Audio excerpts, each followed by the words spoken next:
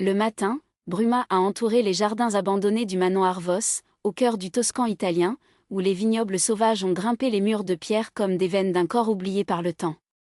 Sarah, une restaurateur d'art britannique de 45, a regardé le vitrail cassé de la chapelle privée, ses doigts gantés retraçant les lignes de plomb qui résistaient toujours. Il y avait quelque chose de sacrilège dans cette beauté en décomposition, quelque chose qui l'avait attirée depuis qu'elle était arrivée 3 semaines plus tôt, embauchée pour évaluer les dommages de la collection laissée par la dernière héritière de la famille Voss, une femme qui, selon les rumeurs du village, avait disparu aussi mystérieusement que sa fortune. C'est alors qu'il a entendu le bruit de la lumière mate sur les pierres de mousse. Pas le rythme lourd des travailleurs qui vont et venaient, mais quelque chose de plus hésitant, presque furtif. Quand elle s'est tournée, elle l'a vue, Élise, la jeune bibliothécaire française de 28, envoyée par l'Université de Lyon pour cataloguer les rares livres du manoir. Ses cheveux bruns foncés, coincés dans un chignon bâclé, se sont échappés de mèches que le vent a insisté pour libérer. Elle tenait un volume lié au cuir du XVIIIe siècle, mais ses yeux, verts comme la mousse qui couvrait les statues du jardin, étaient fixés à Sarah, avec une intensité qui rendait l'air entre eux. « Tu penses que tu te manques ?» demanda Élise, rompant le silence sans préambule, comme si la question était suspendue en l'air pendant des heures. Sarah fronça les sourcils, confus. OMS ? Les fantômes de cette maison. Élise a ouvert le livre, révélant des pages jaunes avec des notes à main. Ici, il est dit que la dernière héritière, Claudia Voss, a écrit des lettres à l'amant, mais ne les a jamais envoyées. J'ai tout gardé dans ce placard. Elle a montré un meuble en acajou, presque avalé par l'humidité. Comme si les mots étaient trop dangereux pour partir d'ici. Sarah sentit un froid. Pas pour l'histoire, après tout, elle avait entendu des lignes similaires sur le manoir, mais d'ailleurs Élise la regardait, comme si elle savait déjà que ces lettres ne parlaient pas seulement du passé. Ou peut-être qu'elle savait que certaines choses vont mieux quand elles restent secrètes, répondit sèchement Sarah, se tournant vers le vitrail. Mais Élise n'a pas été intimidée. Il a quitté le livre sur une table en marbre fissuré et s'est approché, si près que Sarah pouvait sentir le vieux papier et la lavande sur sa peau. Pensez-vous que le secret protège ou emprisonne ? Élise murmura maintenant, et sa voix avait un ton presque difficile. Parce que je préfère personnellement risquer. Sarah rit, un rire court et sans humour. Tu es très jeune pour parler de risque, Élise.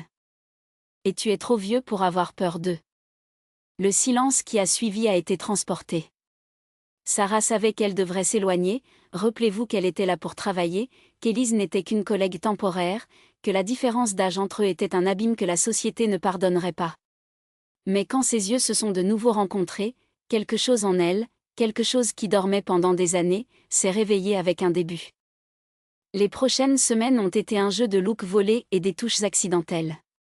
Sarah a découvert qu'Élise avait l'habitude de fredonner tout en travaillant, toujours de vieilles chansons en français, qui ressemblaient à des prières oubliées. Un après-midi, alors qu'ils organisaient les livres de la bibliothèque, Élise a grimpé sur un escalier en bois pour atteindre un volume en haut de l'étagère. La jupe de la robe à fleurs qu'il portait légèrement, révélant ses cuisses pâles, et Sarah sentit sa gorge sécher. Quand Élise est descendue, un moment d'hésitation a été suivi, jusqu'à ce que Sarah, sans réfléchir, elle tend la main pour l'aider à équilibrer. Ses doigts se sont touchés, et c'était comme si une foudre avait coupé l'air entre eux. « Tu es impossible, murmura Sarah, plus pour elle-même qu'à Élise. « Pourquoi ?» Élise sourit, et c'était un sourire qui promettait des choses dangereuses. « Pourquoi n'ai-je pas peur de ce que je veux ? Parce que tu me fais oublier toutes les raisons que tu devrais avoir peur. » Élise n'a pas répondu. Au lieu de cela, il s'approcha plus loin jusqu'à ce que ses lèvres se brossent presque l'oreille de Sarah. « Et si je disais qu'il n'y avait pas assez de raisons ?» Sarah se retire comme si elle avait été brûlée. Mais ses yeux, ces traîtres, ne pouvaient pas s'écarter d'Élise. La tempête est arrivée au cours de la 3e semaine de juin, une de ces tempêtes toscanes qui transforment le ciel en révolte. Sarah était sûre. Dans la chapelle, essayant de sauver une fresque que l'humidité a menacé de détruire lorsqu'il a entendu le bruit de la porte s'ouvrir fort. Élise se précipita trempée, la robe collée à son corps, ses cheveux dégoulinant d'eau. La route a inondé, halta-t-elle. Nous ne pouvons pas partir. Les hommes sont partis avant la tempête. Sarah sentit son cœur battre plus vite. Ils étaient seuls. Totalement seuls. Nous devons sécher ses vêtements, a-t-il dit, avec une voix qui semblait étrangement rauque. Sinon, vous obtiendrez une pneumonie. Élise rit, un son qui résonnait à travers les murs vides. Tu t'inquiètes pour moi, Sarah? Je m'inquiète du travail que j'aurai si vous tombez malade. Menteur. Élise s'avança, puis une autre, jusqu'à ce qu'il soit si proche que Sarah pouvait voir les gouttes de pluie coincées dans ses cils. L'odeur de la terre mouillée et quelque chose de sucré, peut-être le parfum d'Élise, a rempli l'air. Que voulez-vous de moi? Sarah a finalement demandé à sa voix de se briser. Élise n'a pas hésité.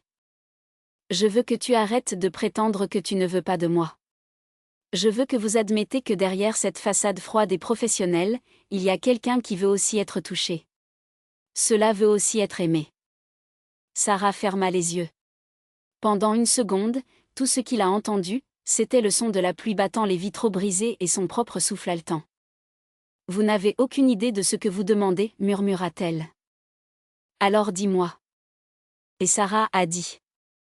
Il a parlé d'un mariage raté, des années où il a été convaincu que le désir était une faiblesse, de la solitude qui était devenue son compagnon le plus fidèle. Élise a tout entendu en silence, ses doigts se sont entrelacés avec Sarah, comme si elle ne pouvait absorber sa douleur qu'avec le contact. Je ne suis pas ton salut, a averti Sarah à la fin. Je n'ai pas besoin de salut, a répondu Élise. J'ai besoin de toi.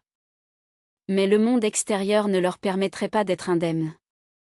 2 jours plus tard, lorsque la route a finalement séché, un homme est arrivé au manoir, Marco Voss, un cousin loin de la dernière héritière, qui prétendait être le propriétaire légitime de la propriété. Il a amené avec lui un avocat et une ordonnance d'expulsion. Sarah et Élise ont eu 24 heures pour quitter le manoir et emporter avec eux seulement ce qu'ils pouvaient porter. Cette nuit-là, tout en emballant ses effets personnels à la chandelle, Élise a trouvé quelque chose de caché au fond d'un tiroir, une enveloppe jaunâtre adressée à Claudia Voss, avec la manuscrite tremblante d'une femme plus âgée. À l'intérieur, une lettre d'amour non révisée datée de 1943. Elle aimait une résistante française, lit Élise à voix basse, ses yeux brillants. Écrivez ici qu'ils prévoyaient de fuir ensemble, mais la guerre les a séparés. Claudia n'a jamais su que l'amant a survécu. Sarah sentit un nœud dans sa gorge. Et maintenant? Maintenant, sourit Élise, gardant la lettre dans sa poche. Nous faisons ce qu'ils ne pouvaient pas. Le lendemain matin, tandis que Marco Voss a inspecté la propriété avec triomphant air, Sarah et Élise ont pris le train pour Florence. Ils n'avaient aucun plan, ils n'avaient pas de bonne destination. Mais quand le train a commencé à bouger, Élise a tenu la main de Sarah et a chuchoté. Trouvons un endroit où personne ne nous dit que notre amour est faux. Sarah regarda par la fenêtre, où les vignobles toscans passaient dans un flou de vert et d'or. Pour la première fois depuis des années, il a senti quelque chose qu'il pensait avoir perdu pour toujours, l'espoir. Nous l'avons trouvé, a-t-elle répondu, serrant les doigts d'Élise. C'est ici. Le train a suivi son chemin, tremblant doucement sur les voies, tandis que le soleil du matin réchauffait les fenêtres de la fenêtre. Sarah pencha la tête sur l'épaule d'Élise, prenant une profonde inspiration de la lavande qui imprégnait toujours sa robe. C'était étrange de voir comment, dans quelques jours, tout avait changé. Le manoir, les secrets, la lettre de Claudia, tout semblait maintenant un rêve lointain, presque irréel. « Pensez-vous qu'il nous cherchera ?» demanda Sarah doucement, comme si elle craignait que les murs de wagon pouvaient les entendre. Élise a été lente à répondre. Ses doigts ont joué avec le bord du billet de train, déchirant un petit morceau involontairement. Mars. Il soupira. Il est trop fier d'admettre que 2 femmes l'ont trompé. Et même si cela a essayé, nous n'avons plus rien qu'il ne veut. À moins que... hésita-t-elle, regardant Sarah avec une étincelle dans ses yeux qui n'était pas seulement le reflet de la lumière. Sauf nous. Sarah rit, un son léger et presque incrédule. Pensez-vous qu'il voudrait que nous aimions ça? Pas comme ça, corrigea Élise, se penchant pour s'embrasser. Temple de Sarah. Mais il veut le contrôle. Et nous nous sommes échappés. Le train siffla en entrant dans un tunnel, les plongeant dans l'obscurité pendant quelques secondes. Quand la lumière est revenue, Sarah a vu qu'Élise avait les yeux fermés, comme s'il mémorisait ce moment. « Que allez-vous faire quand nous arrivons à Florence ?» demanda Sarah, plus de curiosité que par nécessité. En fait, cela n'avait pas d'importance. Tant qu'ils étaient ensemble. Élise ouvrit lentement les yeux, comme qui se réveille d'un rêve. Tout d'abord, trouver une pièce. Un vraiment, pas si caché dans le manoir. Avec un grand lit assez pour deux. Elle s'arrêta, souriant pour voir Sarah rougir. Alors, je ne sais pas. Peut-être vendre certains des livres que j'ai volés à la bibliothèque de Marco. Il y en a quelques rares qui valent une fortune. Sarah cambre un sourcil. Avez-vous volé des livres ? Bien sûr. Ça n'allait pas tout laisser à lui, Élise haussa les épaules, comme la chose la plus naturelle du monde. De plus, je pense que Claudia aurait approuvé. Sarah pensa à l'épouse de la lettre, la passion qu'elle a débordée de ses lignes jaunies pour le temps. Oui, Claudia aurait approuvé. Peut-être que j'avais fait la même chose. Et toi ? Élise se tourna vers le banc, croisant ses jambes pour affronter Sarah. Qu'est-ce que vous voulez faire ? Sarah regarda ses propres mains, marquées par des années de travail, les ongles courts, la peau dure dans les nœuds de ses doigts. Il ne s'était jamais autorisé à rêver au-delà du prochain repas, le lendemain. Mais maintenant ? Je veux apprendre à peindre, a-t-il dit, surpris de sa propre voix. J'ai toujours voulu. Quand il était petit, il a vu des dames riches à Florence avec ses coureurs par l'Arno, capturant la lumière de l'après-midi. Cela semblait magique. Élise la regarda pendant longtemps, comme si elle voyait Sarah pour la première fois. Alors faisons cela, a-t-il décidé, avec la fermeté de ceux qui avaient déjà tracé la voie. Louons une chambre près de la rivière. Vous peignez, et eh bien, j'apprendrai à ne pas voler des choses pendant un certain temps. Sarah rit et le son résonna dans le wagon presque vide. Vous ne pouvez pas supporter 5 minutes sans causer de problème.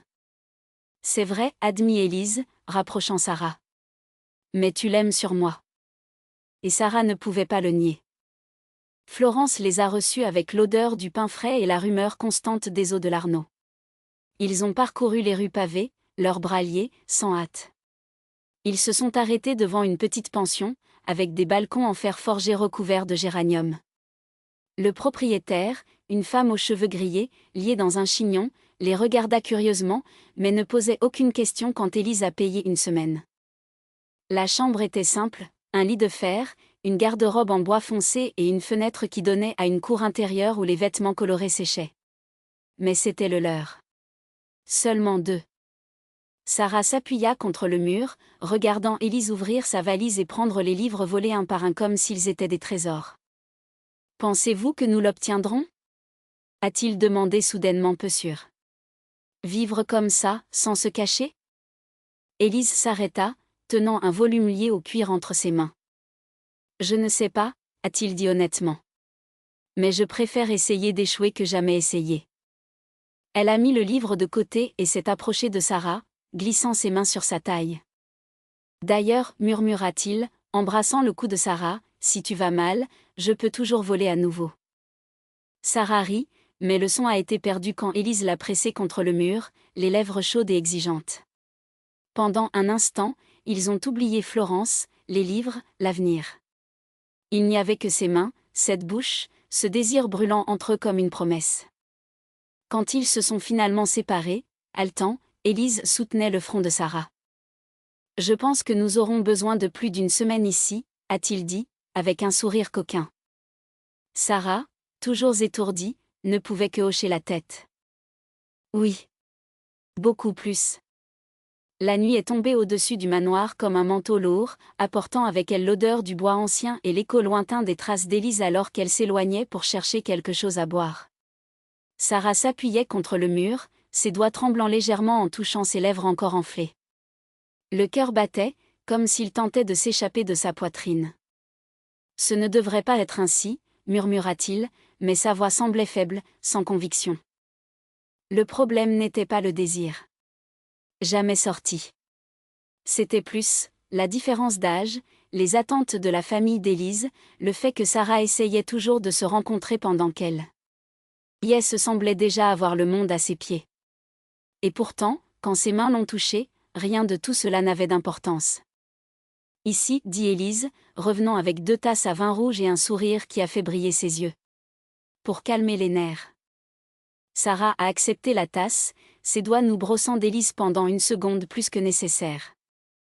Vous avez toujours une excuse pour me faire boire, a-t-il plaisanté, mais il a quand même bu une gorgée, sentant le liquide chaud dans sa gorge. Élise rit doucement et s'assit sur le bord du lit, rapprochant Sarah. Ce n'est pas une excuse. C'est la stratégie. Son doigt tire un cercle lent dans le genou de Sarah sous sa jupe. Vous devenez moins tendu. Et j'aime ça quand tu te détends. Sarah avala durement. C'est une manipulation.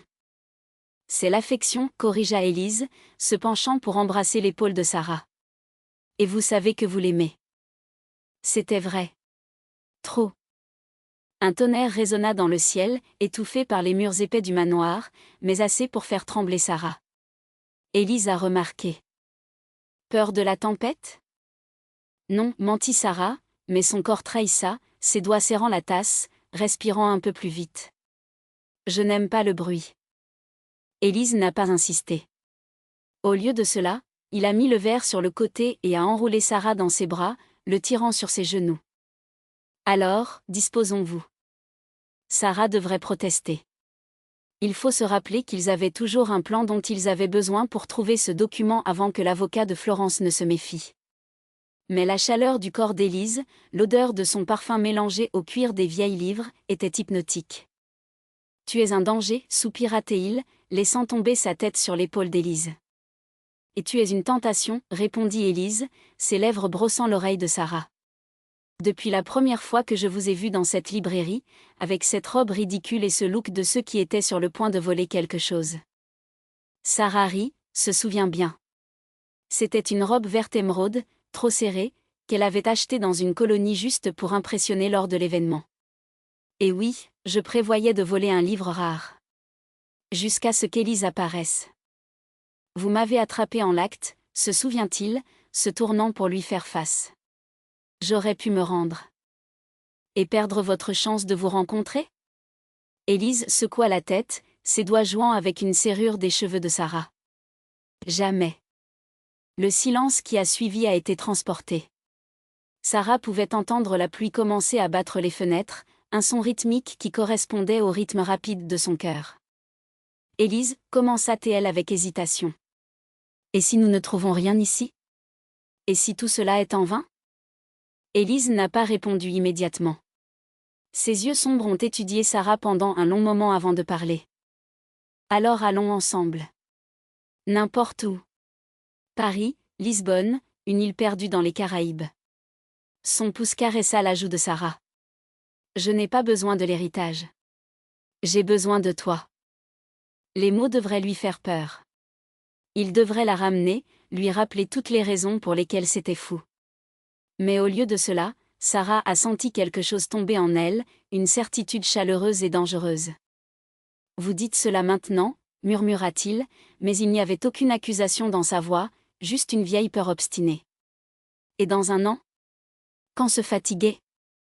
Élise a tenu son visage dans ses mains, la forçant à la regarder dans ses yeux. Sarah.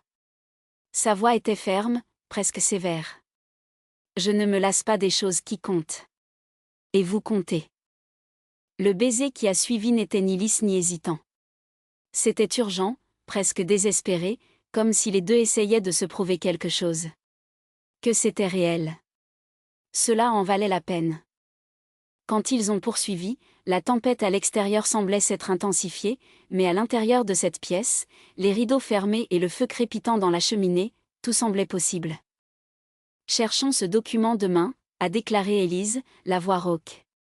Aujourd'hui est la nôtre. Sarah n'avait aucune force à discuter. Pas quand les doigts d'Élise déboutaient déjà sa chemise, pas lorsque le désir a brûlé plus fort que toute peur. Et pour la première fois depuis longtemps, elle a laissé l'avenir attendre.